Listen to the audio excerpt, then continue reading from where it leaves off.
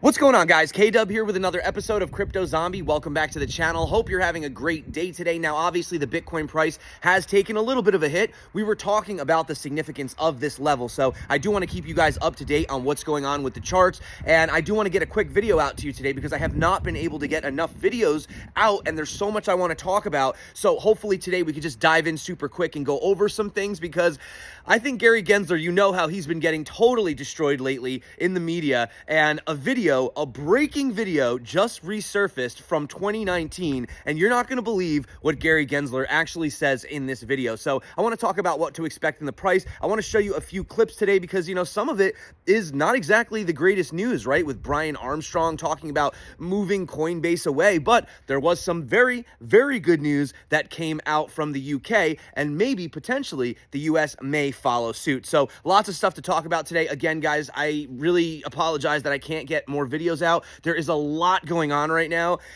Personally, just business, a lot of things we'll talk about. I'll explain them all to you in the future, but right now, let's hop in, let's have a look. So as you guys can see, Bitcoin is around that $28,000 level. We are pushing down, and we were expecting this, right? There is a lot of resistance at this area, right? We're basically looking at an area where we had support, and then once we fell below it, it actually became resistance, and you can see right here, it acted as resistance again. So we are having that rejection. So that's kind of what I wanted to talk about today. Oh, and one quick thing before I move on. Friendly reminder, guys, that this ticket price is going up in 1 day for Bitcoin Miami. So if you do want to get that, I actually screwed up in my previous video. If you use the link below in the description, it actually automatically applies the 10%. I didn't know that. I was kind of confused. So if you click the link below, the 10% discount will be automatically applied. So I just wanted to correct that on my previous video. But, you know, going back over here, guys, you could see that we're attempting,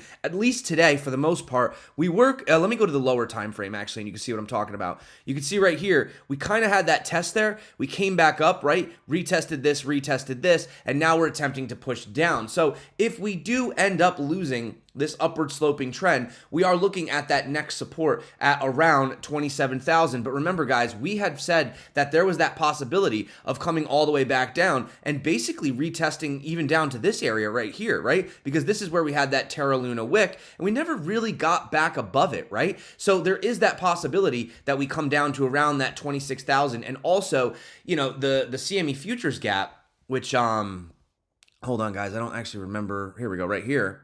This right here, you can see we're falling back into it. But, you know, let me know what you guys think about this down here, because we actually had a gap that we closed, but then we ended up reopening, you know, a new gap after closing the previous gap. So really odd. I don't know really how to take that. Does that mean that Bitcoin has to come all the way down to 19,000?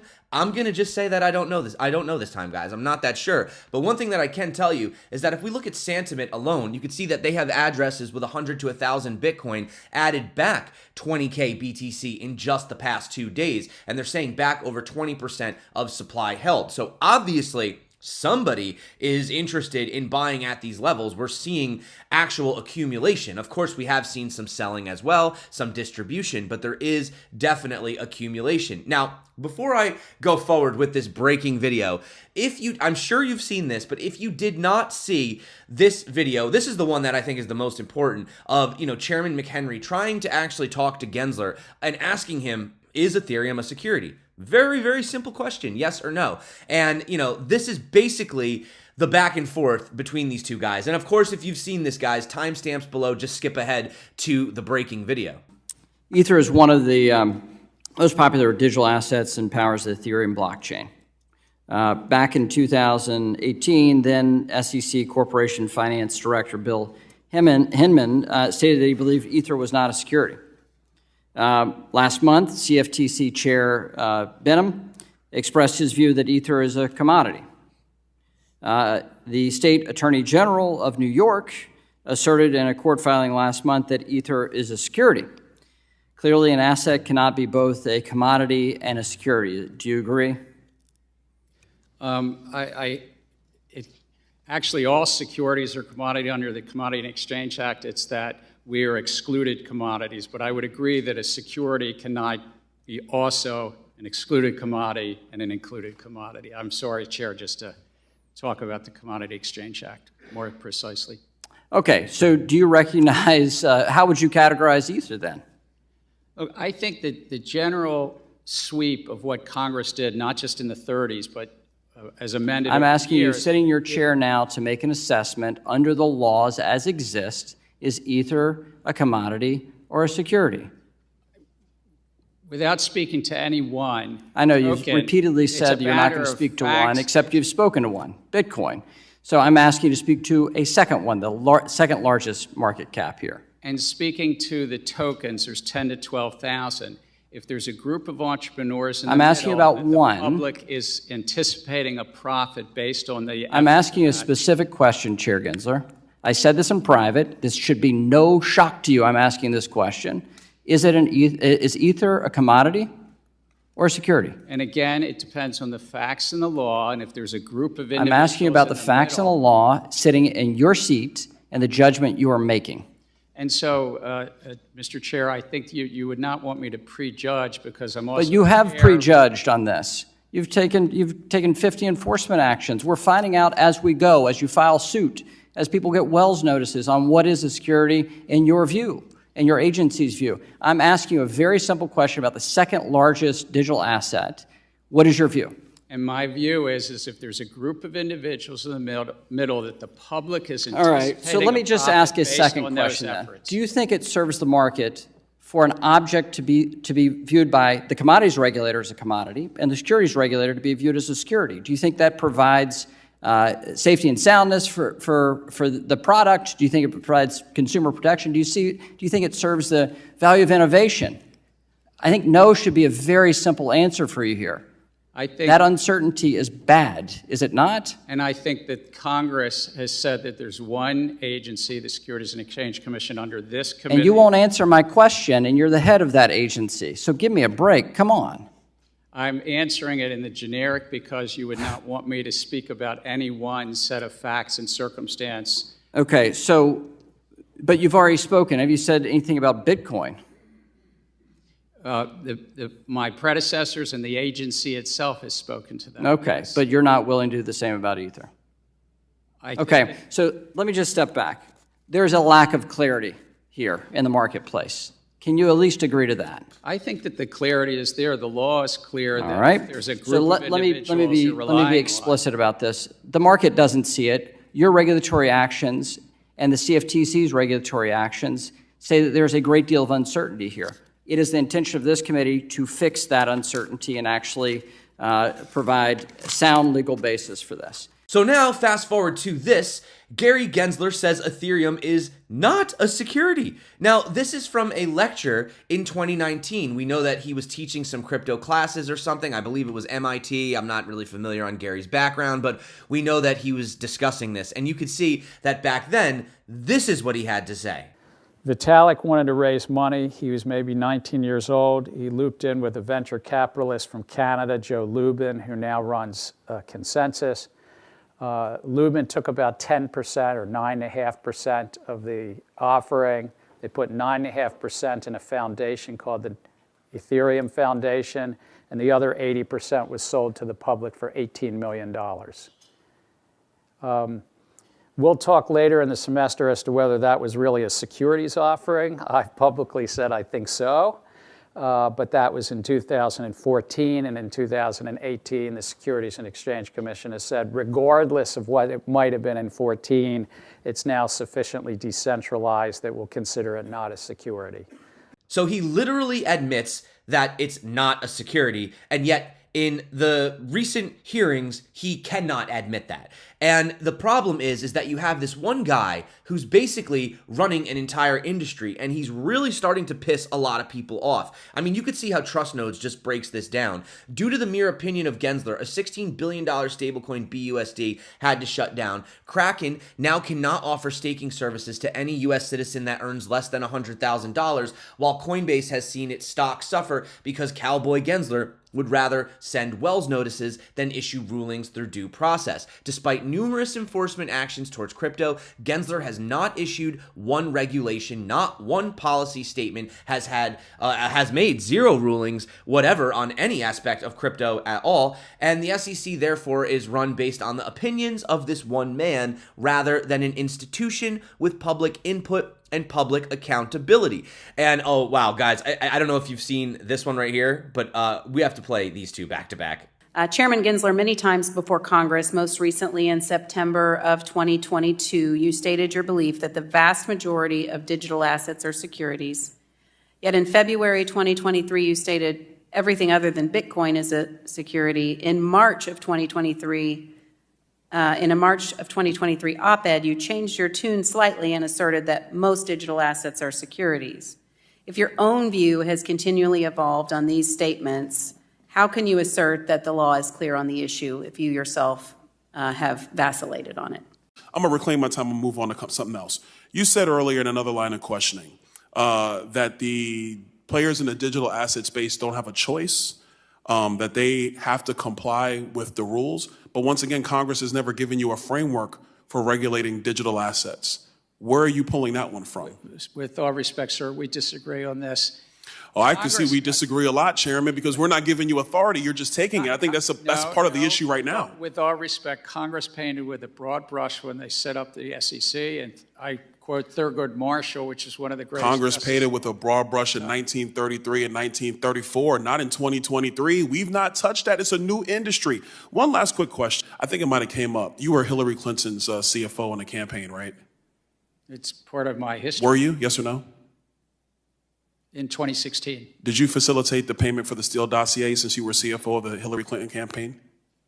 Sir. Yes or no? Sir. Yes or no? That was not. You're under oath, Chairman Gensler. Yes or no? I know. It was not something I was aware of.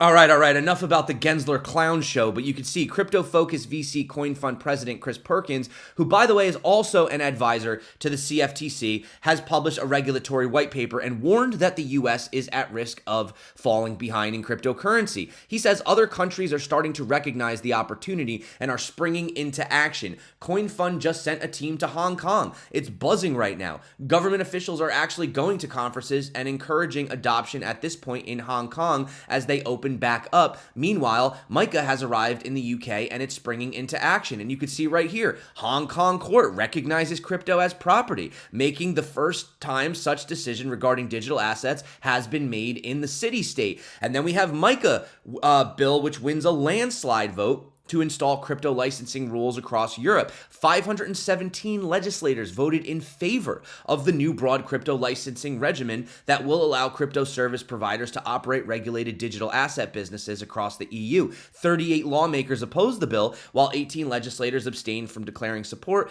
as Europe becomes the first major jurisdiction to publish crypto regulations. But then we come back here to the US, who's supposed to be leading the race. I mean, we're already starting to lose that superpower, narrative over here, right? We're seeing countries moving away from the dollar, and now we're going to come in and protect investors by, where was the protection on Celsius or FTX or BlockFi? But no, let's find Kraken, right? Let's find Kraken 30 million. And you just said that Ethereum was not a security in a 2019 lecture.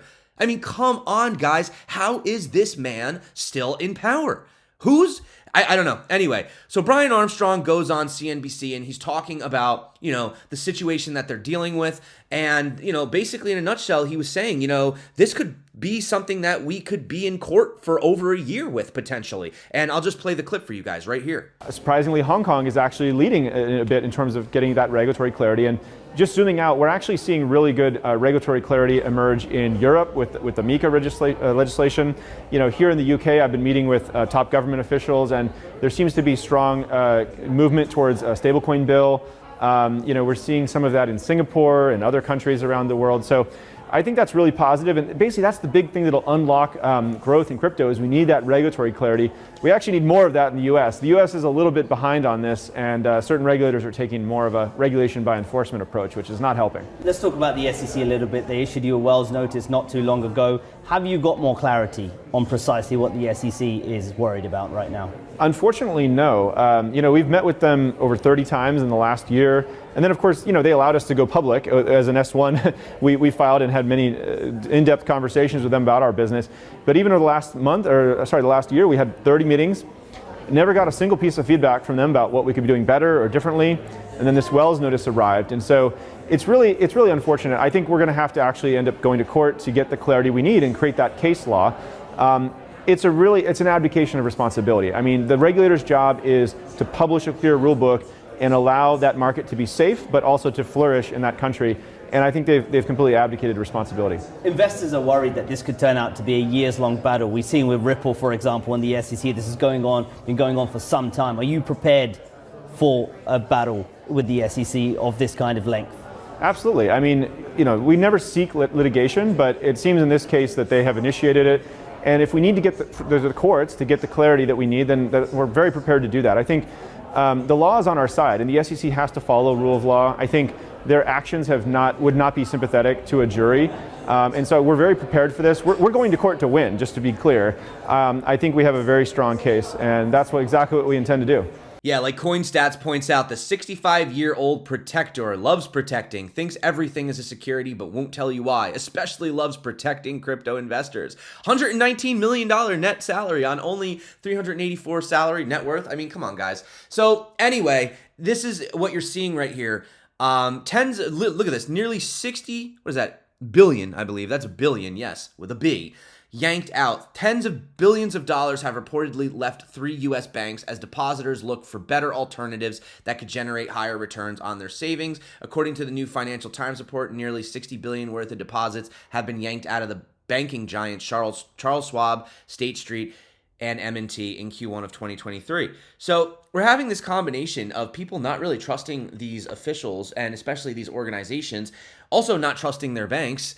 And yeah, I mean, you are seeing that flight into Bitcoin and, people still don't believe it, but you have to understand that, yes, the US does have influence globally, but it is still a very, very large market. So that's it for me today, guys. Thank you so much. I really do appreciate you stopping by the channel. I am going to try to get you these updates more frequently, as you guys know. Right now, though, do keep your eyes on some of those critical levels. Like I said, there is still that CME futures gap way, way down there. Will we fill it? I don't really know because it came so quick compared to the filling of the previous one, right? But nevertheless, guys, it is still a tough landscape, especially with Gensler, the SEC, everything that's going on right now. But at the end of the day, they're not going to ban Bitcoin. It will remain strong. And eventually, as we're seeing these other countries, right, like they said, they're starting to really see a lot of, this innovation moving to other places. And the US is going to get left behind if they don't really just step their game up and start, making some decisions here. So that's it for me today, guys. Thank you so much for coming back to the channel. You guys rock. You're the reason that I make these videos. I love you. You're awesome. Until next time, stay crypto. And if you are, of course, learning to trade, make sure that you watch this tutorial popping up right here, right now. And of course, peace out, guys.